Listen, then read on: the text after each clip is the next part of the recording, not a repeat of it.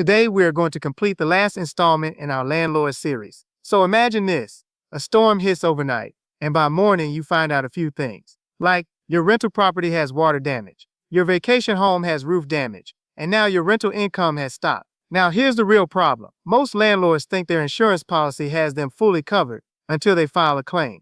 This is when they realize they have coverage gaps. I've seen property owners lose thousands of dollars, not because they didn't have insurance, but because they didn't have the right insurance coverage in place, or failed to add any endorsements. To make matters worse, they never plan for a disaster before a storm ever shows up. Stay with me until the end, because I'm going to walk you through how to protect your rental property, your short-term rental income, and your long-term real estate investment from coastal hurricanes to Midwest storms, low-lying flood zones, and tornado risk in the South. These unexpected natural disasters can be costly. I'm sure you may live in one of those areas. So let's get started.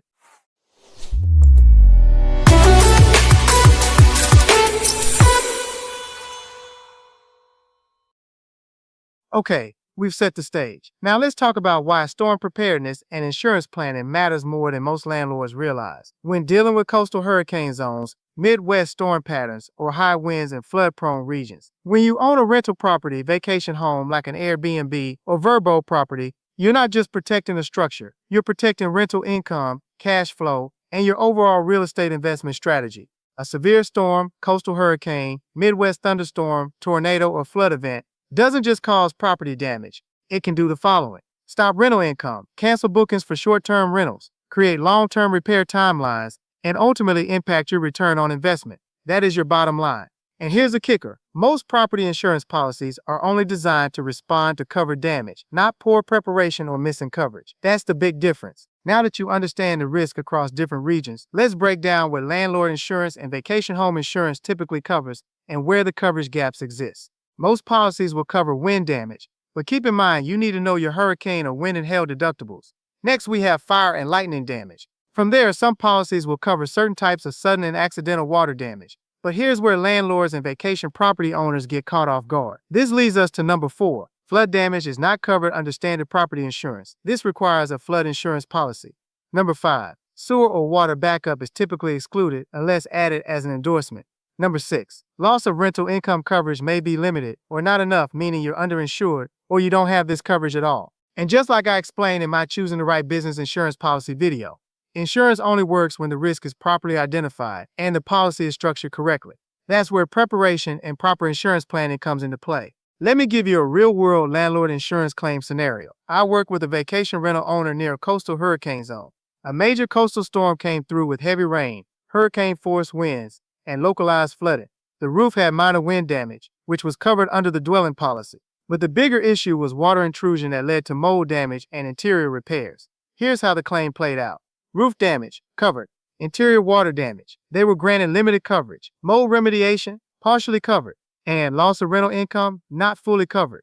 The result? Out-of-pocket costs for repairs, plus lost rental income during peak booking season. That situation wasn't just bad luck. It was a lack of proper landlord insurance structure and disaster prep. Yes, I gave you the negative side, but this was a true illustration of how valuable disaster planning can be if executed. Now that you see how these coverage gaps happen, let's walk through a practical landlord disaster preparedness checklist. 1. Property protection and storm readiness. Start by inspecting the roof, siding, and structural integrity. Then clean gutters and improve drainage systems. From there, trim trees near rental properties and install sump pumps or water mitigation systems. 2. Make time for an insurance coverage review. Make sure your landlord insurance policy includes replacement cost coverage, not actual cash value. Make sure you have adequate dwelling coverage limits. Next, consider adding loss of rental income or business income protection. Lastly, make sure ordinance or law coverage is properly structured for rebuild compliance. 3. Consider adding key insurance endorsements to your policy. This is where most landlords miss critical protection like flood insurance, sewer backup, or water backup endorsement, equipment breakdown coverage for HVAC and electrical systems, and lastly, and most important, review windstorm and hurricane deductibles. 4. Property documentation for insurance claims. Take photos and video of property condition before storms. Maintain inventory lists for furnished vacation rentals. Keep receipts and maintenance records. This documentation can speed up the insurance claims process and reduce disputes. Now let's talk about the most common landlord insurance mistakes I see. Number 1. Assuming their homeowner's insurance covers rental activity. It doesn't. Number 2. Underestimating rebuild costs and construction inflation. Number 3. Skip flood insurance in moderate risk zones. Number 4. Choosing lower premiums over proper coverage limits. Number 5. Not taking the time to review policies annually as their portfolio grows. But here's the truth. Trying to save money on insurance premiums can expose you to major financial risk when disaster strikes for basically all insurance and primarily when it's your property. So keep that in mind. Now let's bring it all together. Storm and disaster preparation is not just about having insurance. It's about having the right insurance strategy in place. Whether you're protecting property from the Midwest to the coast and all areas in between, a complete landlord protection plan should include property insurance with adequate dwelling coverage, landlord liability protection, loss of rental income coverage, disaster-specific coverage for your region to include flood, and proper deductibles and endorsements. This framework can provide risk management by identifying the risks, close coverage gaps, and build a system that protects your assets and income. At the end of the day, natural disasters are unpredictable, but your insurance coverage and preparation strategy shouldn't be.